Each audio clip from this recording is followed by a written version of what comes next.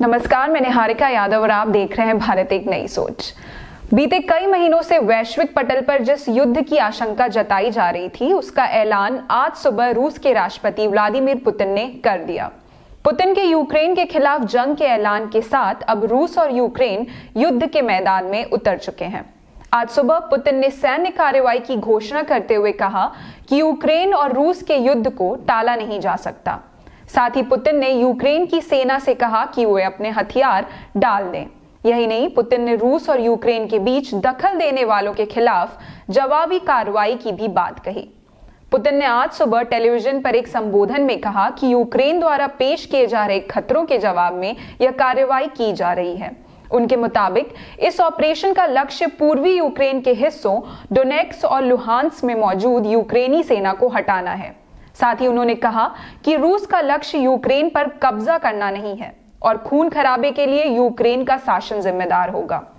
Putin ने अन्य देशों को आगाह भी किया कि रूसी कार्रवाई में किसी प्रकार के हस्तक्षेप के प्रयास के ऐसे परिणाम होंगे जो उन्होंने पहले कभी नहीं देखे होंगे। पुतिन की इस घोषणा से कुछ घंटे पहले ही यूक्रेन के राष्ट्रपति ज़ेलेंस्की ने भी एक वीडियो जारी कर शांति की गुहार लगाई थी।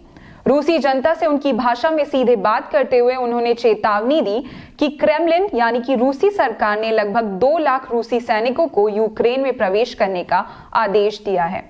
ज़ेलेंस्की ने कहा कि उन्होंने रूसी राष्ट्रपति पुतिन के साथ एक फोन कॉल की शुरुआत की, लेकिन क्रेमलिन से उन्हें कोई प्रतिक्रिया नहीं मिली। उन्होंने कहा कि यूक्रेन के लोग और यूक्रेन की सरकार शांति चाहते हैं, लेकिन अगर राष्ट्र पर हमला होता है तो हम उसका सामना करेंगे। इसी क्रम में यूक्रेन की राजधानी कीव समेत ओडेसा, खार्किव, डोनेट्स्क और लुहांस्क समेत यूक्रेन भर से लगातार धमाकों और विस्फोटों की सूचना आने लगी। यूक्रेन के अधिकारियों ने कहा कि राजधानी कीव में स्थित इमारतों और सैन्य प्रतिष्ठानों पर क्रूज और बैलिस्टिक मिसाइलों से भी हमला किया गया है। साथ ही अधिकारियों के मुताबिक कीव एयरपोर्ट को खाली भी कराया जाने लगा और रशिया के हमलों के कारण यूक्रेन में मार्शल लॉ लगा दिया गया। मीडिया रिपोर्ट्स के मुताबिक यूक्रेन के बॉर्डर पर करीब 2 लाख से ज्यादा रूसी सैनिक तैनात हैं और क्रीमिया के रास्ते बड़ी संख्या में रूसी सैनिक यूक्रेन में घुस भी गए। इसी बीच खबर सामने आई कि यूक्रेन ने रूस के 5 फाइटर प्लेन गिराने का दावा किया, तो वहीं दूसरी ओर रशिया ने दावा किया कि उसने यूक्रेन का एयरबेस नष्ट कर दिया है। अब आपको बता दें कि पिछले कई महीनों से रूस और यूक्रेन के बीच जारी तनाव में बीते सोमवार को रूस ने ऐसा क्या कदम उठाया था जिससे दोनों देशों के बीच तनाव और बढ़ गया। साथ ही इससे यूक्रेन पर रूसी सैन्य हमले की आशंकाओं को अब तक का सबसे बड़ा बल मिला था। दरअसल रूस के राष्ट्रपति व्लादिमीर पुतिन ने सोमवार 21 फरवरी को पूर्वी यूक्रेन के 2 विद्रोही क्षेत्र लुहांस्क और डोनेट्स्क की स्वतंत्रता को मान्यता देने की घोषणा कर दी। पुतिन ने देश के नाम अपने संबोधन में इसका ऐलान किया था। साथ ही इस संबोधन में उन्होंने अमेरिका के बहाने यूक्रेन पर निशाना साधते हुए उसे अमेरिका का उपनिवेश बता दिया। पुतिन ने कहा कि यूक्रेन का शासन अमेरिका के हाथों की कठपुतली बन चुका है। पुतिन के इस फैसले ने रूस समर्थित अलगाववादियों द्वारा नियंत्रित इन दोनों क्षेत्रों को वैश्विक चर्चा के बीच रख दिया और यही दोनों क्षेत्र संघर्ष के केंद्र के रूप में सामने आए हैं, क्योंकि आज के अपने संबोधन में भी पुतिन ने इन्हीं दोनों क्षेत्रों का जिक्र कर यूक्रेन पर हमले की शुरुआत की है। आपको बता दें कि लुहांस्क और डोनेट्स्क पर रूसी समर्थित अलगाववादियों का नियंत्रण रहा है और यूक्रेन में सबसे ज्यादा एथनिक रूसी और रूसी भाषी लोग यहीं रहते हैं। यह दोनों विवादास्पद इलाके यूक्रेन के डॉनबास में आते हैं। साल 2014 में जब रूस ने क्रीमिया पर कब्जा किया तो उसके बाद से डॉनबास क्षेत्र रूस के करीब हो गया और यहाँ के इन 2 प्रमुख शहरों ने खुद को यूक्रेन से अलग कर डोनेट्स्क पीपल्स रिपब्लिक और लुहांस्क पीपल्स रिपब्लिक के रूप में स्वतंत्र गणराज्य घोषित कर लिया। हालांकि ना तो इन दोनों स्वघोषित गणराज्य क्षेत्रों को अमेरिका और ना ही किसी अन्य विश्व शक्ति द्वारा स्वतंत्र माना जाता है। साथ ही दोनों को यूक्रेनी सरकार आतंकवादी संगठन मानती है, लेकिन सोमवार को रूस ने इनकी स्वतंत्रता को अपनी मान्यता देने की घोषणा कर दी। पूर्वी यूक्रेन के इन दोनों क्षेत्रों की स्वतंत्रता की घोषणा करना और यहां सेना भेजने के रूस के ऐलान के बाद यूक्रेन ने कड़ी प्रतिक्रिया देते हुए रूस पर कठोर प्रतिबंध लगाए जाने की मांग की थी। इसी क्रम में पश्चिमी देशों ने रूस पर आर्थिक प्रतिबंध लादने शुरू कर दिए। अमेरिका समेत कई देशों ने रूस पर कड़े आर्थिक प्रतिबंध लगाए, जिनमें ब्रिटेन, जर्मनी, जापान, कनाडा आदि अन्य देश शामिल हैं।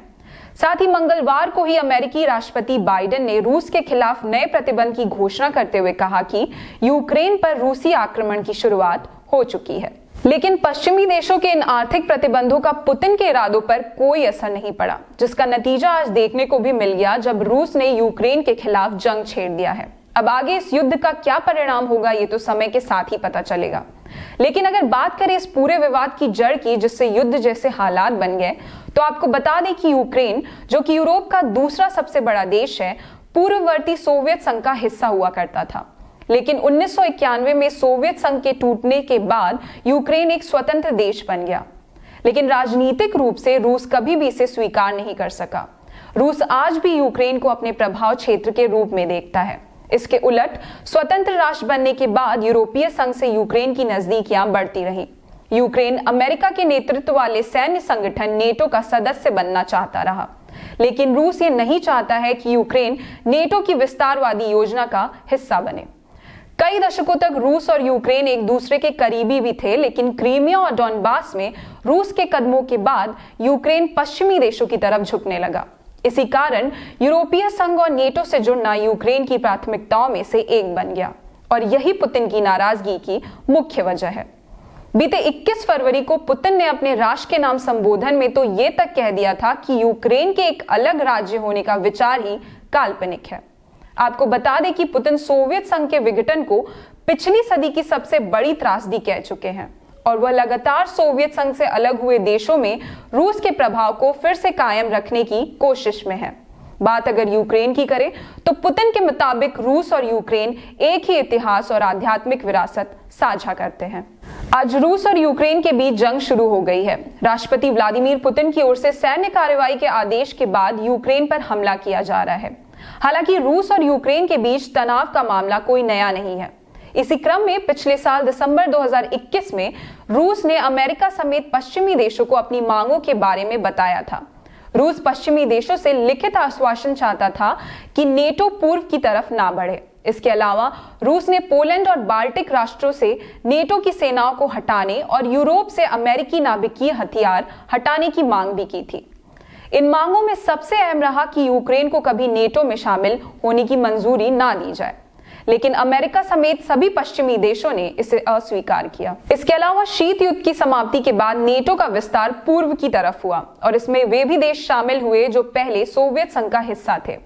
रूस इसे खतरे के रूप में देखता है। साथ ही यूक्रेन अभी नेटो का हिस्सा तो नहीं है, लेकिन यूक्रेन द्वारा नेटो देशों के साथ संयुक्त सैन्य अभ्यास और अमेरिकी एंटी टैंक मिसाइल जैसे हथियारों के हासिल करने से रूस सतर्क हो गया। पुतिन के मुताबिक नेटो रूस पर मिसाइल के हमले के लिए यूक्रेन को लॉन्च पैड के तौर पर इस्तेमाल कर सकता है।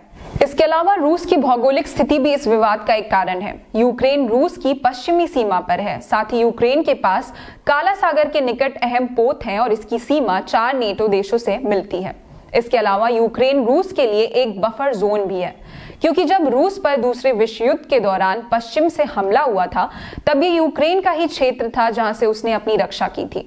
पश्चिम से रूस की राजधानी मॉस्को 1600 किलोमीटर दूर है। अगर यूक्रेन नेटो के हाथों में चला जाता है तो मॉस्को महज 640 किलोमीटर दूर ही रह जाएगा। तो यूक्रेन वो सिक्योरिटी जोन है जिसे रशिया हर हाल में अपने पास चाहता है। रूस ये नहीं चाहता कि उसकी सीमा के पास नेटो के सैनिक पहुंच सके।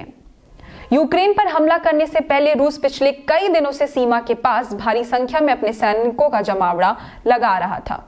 रूस का कहना है कि यूक्रेन की वजह से अमेरिका और नेटो के मेंबर देश उसकी सीमा के नजदीक पैड बनाना चाहते हैं। साथ ही सोवियत संघ के टूटने के बाद रूस और अमेरिका के बीच रिश्तों में मतभेद बढ़ता ही रहा है। इसी कारण से यूक्रेन संकट को भी अमेरिका और रूस के बीच एक तरह से वर्चस्व की लड़ाई के तौर पर भी देखा जा रहा है। रूस और यूक्रेन के बीच जारी इस युद्ध का परिणाम क्या होगा और पूरे विश्व पर इसका कैसा आर्थिक और राजनीतिक असर होगा, ये देखने वाली बात है। इस पे क्या है आपकी राय, हमें कमेंट सेक्शन में लिखकर जरूर बताएं। इसी के साथ आज के लिए धन्यवाद। मैं निहारिका यादव और आप देख रहे हैं भारत एक नई सोच। हमारे वीडियो का नोटिफिकेशन पाइए सबसे पहले हमारे ऐप से। हमारे ऐप को प्ले स्टोर से डाउनलोड करने के लिए डिस्क्रिप्शन में दिए गए लिंक पर जाइए और हमारे ऐप को इंस्टॉल करिए, क्योंकि ये बिल्कुल फ्री है।